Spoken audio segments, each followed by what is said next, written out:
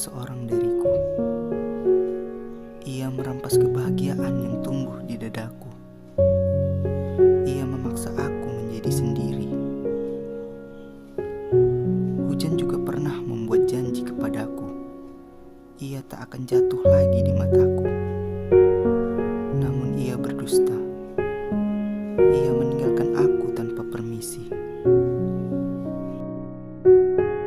Saat aku merasa hujan hanya datang untuk menyakiti, kamu hadir, mengajarkan aku bahwa Tuhan tak menciptakan hujan untuk bersedih, tetapi Ia menyiapkan hujan untuk merasa kita pulih.